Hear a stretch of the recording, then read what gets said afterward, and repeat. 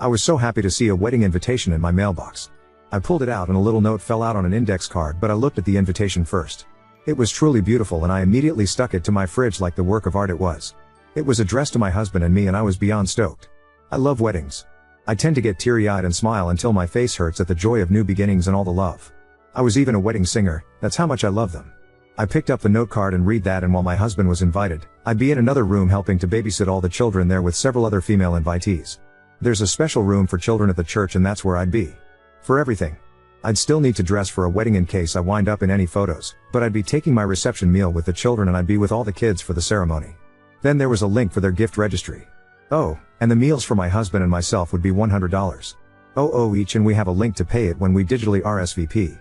The first problem here is that I am disabled at 50 years old. Legally. I use oxygen. I use a walker when I need to walk long distances. I sometimes have to give up the walker entirely and use a wheelchair. I'm not proud of it, but there it is. I could happily sit in a room and look at kids, but I'd be pretty useless to prevent a fall or stop a child from choking or anything else that would require me to move quickly. Second, my husband isn't the one who has been friends with these people since childhood. I am. Why would he be invited to watch the ceremony and be part of the reception but not me? My husband said he'd happily watch the kids and let me attend the wedding and reception, but the invitation specified that only other female invitees would be watching the kids, so they'd let him. Is this a normal thing at weddings now? Do you pick guests to babysit other guests' children? Should I call them up and explain my health situation even though they already know it and visit me during my multiple hospitalizations a year? I hate having to pull the health card, but honestly, what were they thinking? I confess that I feel offended and hurt that I'm nothing more than a babysitter to them who is expected to pay for my supper and babysit for free. Would I be wrong to simply tell them we won't be able to attend and to find another sitter? And if we don't go, do we still send a gift? I know these folks because my mom, RIP, mom, and the bride's grandma were besties. So, I grew up with the bride's mom as an almost sister to me. We went to school together, graduated together, worked at the same place twice, and have been super close since. The bride is like a goddaughter. At least I thought she was. I'm gobsmacked here. The church where they are getting married is a Southern Baptist church. They aren't members. None of us are overly religious. They just liked the venue and booked it. I've never been inside, but it's lovely on the outside, and apparently, it has a childcare room that is big enough for a bunch of women and kids to hole up comfortably for a wedding and reception. We're all American. The groom's family is related to my family via marriage, and the bride and groom met at my house at a cookout a few years ago. I've always been way closer to the bride's family, though. I knew that there had been a proposal. I got FaceTimed about 10 minutes after it happened, and my husband and I cried and laughed and wished them well and oohed and awed over their story in the ring. I was expecting an invitation, sure. But not like this. The last time I had lunch with the bride's mom, she told me they're inviting around 200 people, so it'll be a large wedding with, I'm assuming, a ton of children. No, I don't hate kids. I love kids. I would have loved to have kids of my own, but my body just wouldn't do it. It took 2 miscarriages and a stillbirth to finally make me accept that it wouldn't happen for us. We are in the process of adopting 2 young adults that we brought into our home when we found out they were kicked out and homeless at 18. They've lived with us for years and we're making it legal. They call us mom and pop and we're a family. I'm still considering my options. I've started and deleted multiple emails to the bride's mom. I'm a raw nerve right now and my tone isn't the kindest. I want to keep it all in writing so there can be no he said/she said. I plan to ask if they incorrectly sent me the note about babysitting, since they know I physically cannot do that. But every inception of the email led with WTF, Donna? Update 1. I spoke to my friend, the mother of the bride, and I'm pretty upset. I've been bawling for most of the day. She called and said that they were getting a lot of backlash from the wedding guests. No one wants to pay $100 for dinner and only 3 of the women asked were okay with babysitting. I told her I understood that the guests were upset because it's just tacky to 1, be asked to pay, and 2, be told you are invited but only to babysit. I told her I would not be a babysitter. At all. No. Just no. She got mad and brought up how we were lifelong friends. She said I'd be helping them more by babysitting than I'd be helping by simply sitting in a pew watching. I reminded her that I couldn't physically help at all due to, being legally disabled. She said they completely understood that and expected me to simply supervise the other sitters since they trusted me most. Again, I told her that I felt it was insulting to be voluntold, thanks, Reddit, for that word, that I'd be babysitting and that I had no desire to do that, especially not dressed in formal wear. Then we got to the truth. She said that she didn't know if I'd be in a wheelchair that day or require a walker. That's fair. I don't always know which one I'll need. She said that they wanted everyone in pews for the wedding video and me sitting in a wheelchair would make me stick out and ruin video/photos. I said, if I need a wheelchair that day then I can move to a pew and my husband can put the wheelchair in another room or back in our car. I may not even need it that day. Then she says, well, Space is limited in the pews. You would take up the space of 2 people with your purse and oxygen tank. I said, no, I would not. I wouldn't bring a purse in, and the oxygen tank either sits on my lap or between my feet. It's like a little backpack. Then she said, well, having you and oxygen in the photos would be distracting from the other people. And there you have it. Words were exchanged and she hung up on me. I haven't been removed from any social media yet, but I fully expect to be. I already feel awful for being this way at only 50 years old. I didn't choose this. I didn't want this. If she thinks it's awful to having it photographed, just imagine living with it. Which is what I told her before she hung up on me. I'm devastated. Just devastated. Update 2. I'm not in the greatest headspace. I don't think I've ever been less okay, honestly. I did not register to RSVP or communicate with them further. Until, another invitee got in touch with me and said that the mother of the bride, a person I thought of as basically my sister, was bad-mouthing me into the ground. I explained my side and our mutual friend was livid. They told the mother of the bride and the bride that they were wrong to want to exclude me because I might or might not need a wheelchair and would have oxygen on my face. I could remove the oxygen for photos, they told her. So, the mother of the bride sent me a message saying, and I quote, well, if you're going to be butthurt about the aesthetic we want to achieve and try to turn other guests saga, instas, then you can f-king come and sit in a pew. But not in photos. And we'll try to get the videographer to do edits to the wedding vid, too. But I won't forget how you made this difficult for us. I replied, how did I make it difficult other than existing? She replied, you clearly told about what I told you regarding your wheelchair and oxygen. And she's telling everyone else. We're getting a ton of hate. I said, she asked me if I was attending and I told her no and explained why. I didn't lie to her. I told her exactly what you said. You didn't tell me not to tell anyone your reasons. If they're valid reasons to you, then you shouldn't care who knows. So, I'm now blocked. By the bride, the mom, the dad, and the groom. A friendship I've had my entire life is over. A goddaughter that I helped nurture and care for is just gone now. We paid for the bride's car insurance, gas, and cell phone all through high school and college because we wanted her focused on just her studies and not a part-time job. Her parents got her a car but insisted she work, but her grades fell when she did and we helped her, and this is how they thank us. This is how they repay our kindness. I guess I'm a great friend when I'm giving money, but I'm not good enough to be seen. I've felt like a burden my whole life and this has set me back so far. I'm just not okay. Update 3. A few mutual friends reached out and asked if it was me and I admitted that it was. They were told something completely different about the situation. The bride's mother told them that I refused to come because of my health difficulties and that I was afraid I would ruin the wedding and decline the RSVP. She even claimed that she had been begging me to attend ever since the engagement happened, which was a bold-faced lie. I am the one who organized and paid for the after-engagement party so they could announce the happy news to everyone, and I was clear to everyone that I couldn't wait to attend the wedding. So, I sent screenshots, photos of the invitation, and the note card telling me I'd be babysitting, and then the showdown where I was told I could sit in the pew and just be edited out of the video and would not be in any photos. I also posted it on Facebook and shared receipts there, too. Well, World War III has officially commenced.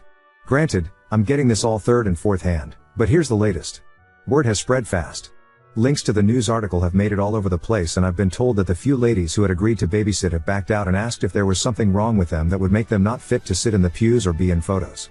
And I think that's probably the case since 2 of them have unnatural hair coloring and the other has facial piercings. The church that was booked as the venue has been notified, and I'm hearing it's probably not going to happen there because the pastor's daughter is wheelchair bound after a car accident. He was going to officiate, but now he says he's conflicted about it and the message it would send. My ex-friend and the bride have blown up my husband's phone because I blocked them after this went public. They blocked me first on all of the social media spots, and he let it go on for a few days to see what they had to say. He has blocked them, but the bulk of it is that I'm jealous that I was never blessed with any children of my own, so that's why I'm ruining this for them. I'm hateful and vile and vindictive because I hate them for their clear health. I mentioned that the groom is related to me by marriage, right? That whole branch of the family tree has now divided itself with some on my side and some on the bride's side. The groom hasn't contacted us at all, but his mother did and told me that I was wrong for sharing personal business and that I need to let the bride have her wedding how she wants it. I don't agree that I did anything wrong here. I can't help that I am sick.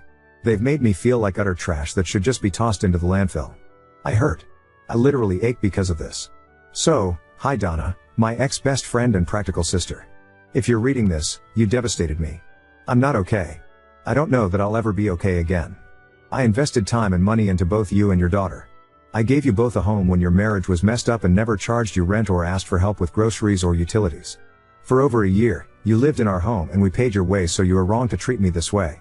My oxygen mask and possible need for a wheelchair should be the last thing on either of your minds, because what matters most is that I, feeling as bad as I normally do, Was still going to put on my best dress, make myself look presentable, plant a smile on my face through my pain, and show up for you like I always have. But I never, ever will again.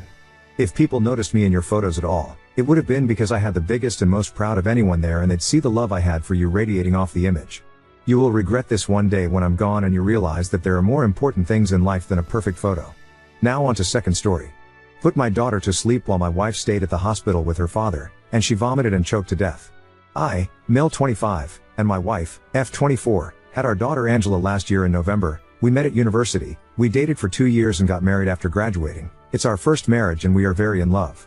My wife, who we will call Kim, got pregnant during our honeymoon and we were both very excited. My parents are out of the picture and Kim only grew up with her dad. We both knew that we wanted to have children and give them the best life we could. Kim's pregnancy was normal. It was our first child. The baby was born healthy and beautiful. She was perfect, chubby legs and round face. I never thought had one day I could love a woman more than I love Kim, but my daughter stole my heart completely.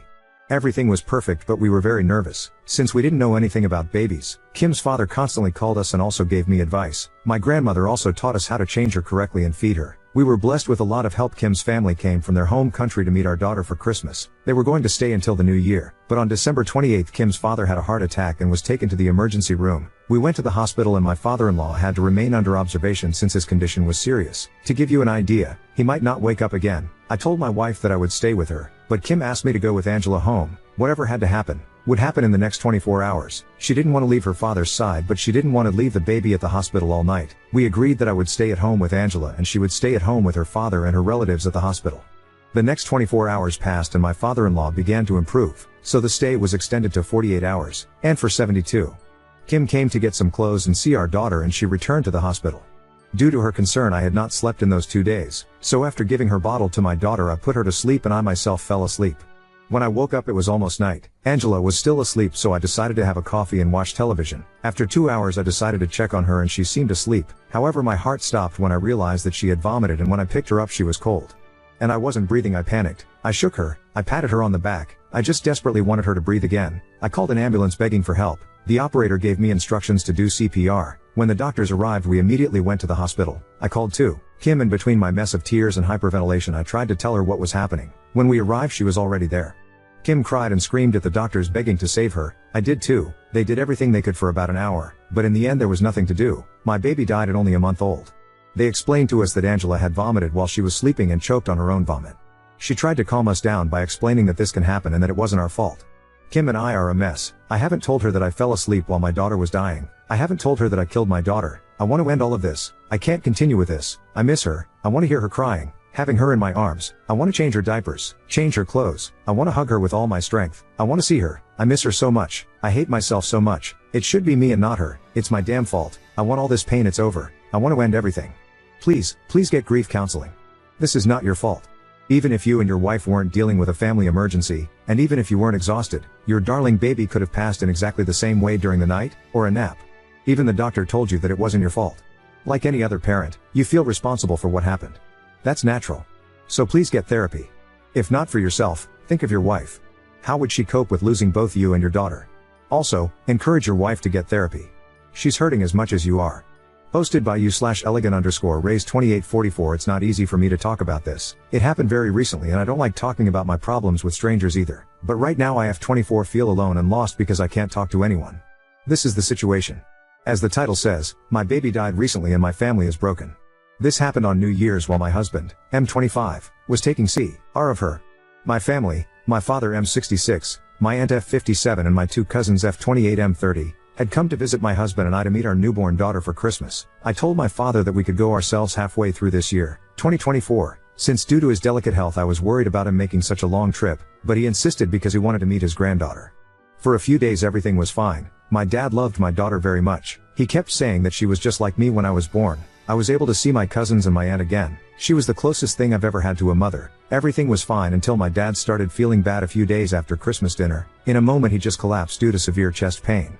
It didn't take us long to understand that it was because of his heart, so we took him to the emergency room where he stayed for at least 3 days.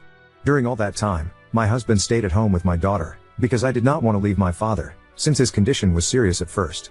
When he started to get better I went back to my house to see how my daughter was doing. I felt calm when I saw that my husband was taking good care of her on his own. However, I asked him if he needed me to stay with him. He told me to be calm, that he would take care of everything and that I focused on accompanying my dad. My husband knows how important my father is to me, so I was grateful to have a man like him supporting me. I returned calmly to the hospital, but a few hours later my husband called me crying. It took him a while to calm down enough to tell me that my baby was dying. He had drowned. I remember very little what happened after that call. At one point my husband had already arrived at the hospital with my daughter, but they were unable to save her. Before you think it was negligence. No, my husband did not neglect her. The doctor explained to us that the baby died of SIDS. She choked on her own vomit while she was sleepy. My husband could not have prevented it unless he had been watching her nonstop. 24 hours a day. So no, it wasn't his fault. My daughter's body was cremated as my culture dictates, and her ashes are now in my house, in her room. The most difficult thing was to tell my father. He woke up from his comatose state on January 1st, but I couldn't go see him until the next day. Prudently, my father had not been told anything about what happened. I tried to put good face until my father asked to see my daughter. I tried to excuse myself, but eventually he had to find out only a couple of days later. I wish he hadn't told me, since it caused him to relapse, and this time it has taken him a long time to recover. During the entire month of January my cousins returned home, but father stayed with me at my house along with my aunt to help me take care of him. My husband practically stopped doing anything. I focused all my energy on taking care of my father and maintaining the house in order. It was a longer and more difficult time for everyone. My father was finally able to return to his house on January 30th, and since then it's just my husband and I. He doesn't talk to me, he doesn't eat, he doesn't sleep well, he can't work, he works from home, he doesn't want to talk to anyone, not even me. My family has tried to talk to me, but I don't want to talk either. I just ask for updates on my father. I don't let them ask me about anything else. For my part, I'm back to work and I'm thinking about taking extra hours since I spent part of my savings on hospital bills, but I really want to get away from my house. I feel like I'm suffocating there. I can't get into my baby's room without crying. My husband, for his part, spends most of his day there. I don't know what to do. I cry to my baby every night. I cry into his clothes, his stuffed animals, his blankets, until I fall asleep. Now I'm eating twice as much. I devour the portions that my husband doesn't want and I keep asking or more. The house is a disaster. I feel like we are both dying and we're doing nothing to prevent it. Update 1. Kim and we are fine. However, we are in the process of being fine. Kim is also an active Reddit user and saw my post. We talked a lot, we cried, and I have to say I'm glad she saw it. Since Angela is not with us, I have spent most of the time in her room, and Kim returned to work very quickly since she no longer needed maternity leave, but our therapist gave us a lot of advice on how to deal with grief. I have been diagnosed with depression and I'm working on it with the help of Kim. She's also in therapy. We support each other in every way we can. My father-in-law is as well as can be. He recovered, but he hasn't been well since we told him about Angela. Kim calls him practically every day. She can't do much more since he lives in another country and it's already difficult enough for ourselves.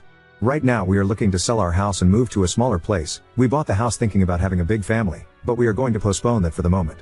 No matter how broken I am inside, my wife is my priority right now, so I have to prioritize my marriage.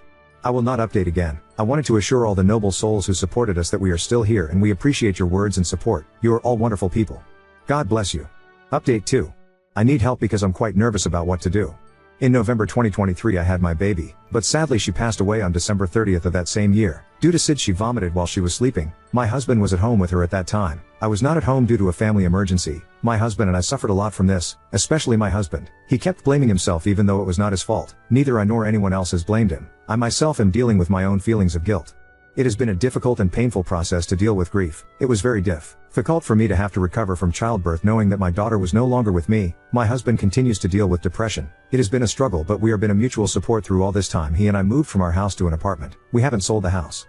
Last month, July 1st was my birthday and we went on a trip that we planned last year but had been postponed due to the pregnancy and after the accident. We thought it would be good for us to change our routine, so I took a week off from work and we traveled to the beach. We had mixed feelings about this trip, but it helped us a lot. My husband for a long time just stayed at home while I went back to work to distract myself from everything. But then he went back to working remotely, and after the vacation he told me that you feel ready to start working outside the home again. Sorry for all this wall of text. I thought it was good to give a summary of how things have been.